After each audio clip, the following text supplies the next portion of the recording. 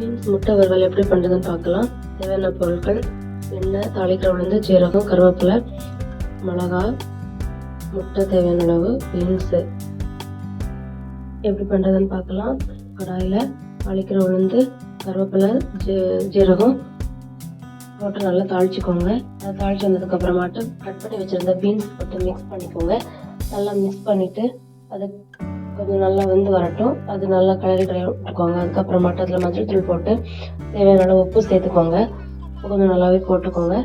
அதெல்லாம் நல்லா போட்டு மிக்ஸ் பண்ணிவிட்டு நல்லா வந்ததுக்கப்புறமாட்டு பச்சை மிளகா கட் பண்ணி வச்சுருந்ததை சேர்த்துக்கோங்க. காரம் அதிகம் வேணும்னா நல்லா காரமானது போட்டுக்கோங்க. கம்மியாட்டு இருந்தால் போதும் அப்படின்னா அதுக்கேற்ற மாதிரி காரம் கம்மியாக சேர்த்துக்கோங்க. கொஞ்சமாக தண்ணி ஊற்றி மிக்ஸ் பண்ணிவிட்டு 5 மினிட்ஸ் மூடி வச்சுருங்க. நல்லா பீன்ஸ் வந்ததுக்கப்புறமாட்டு தேவையான அளவு முட்டையை எடுத்து உடச்சி போட்டு நல்லா அதை கிளறி விட்டுக்கோங்க. அடுப்பு கொஞ்சமாட்டு ஊட்டி வச்சுக்கோங்க. அப்போனா நல்லா மிக்ஸ் பண்ணும்போது அந்த முட்டை நல்லா வறுவலாட்டு வர்றதுக்கு ஈஸியாக இருக்கும். தேவையான அளவு உப்பு போட்டுக்கோங்க. பெப்பர் வேணால் சேர்த்துக்கோங்க.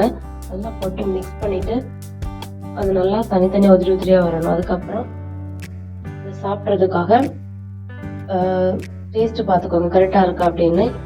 அது நல்லா கிளறி விட்டு ரெடி ஆனதுக்கப்புறம் சாப்பிட வேண்டியதுதான் ஃப்ரெண்ட்ஸ். கண்டிப்பாக பிடிக்கும். குழந்தைங்க விரும்பி சாப்பிடுவாங்க. சும்மா ஸ்நாக்ஸ் மாதிரி கூட அதை சாப்பிடலாம். ரொம்ப நல்லது. கண்டிப்பாக யூஸ்ஃபுல்லாக இருக்கும். Thank you friends. பாய்.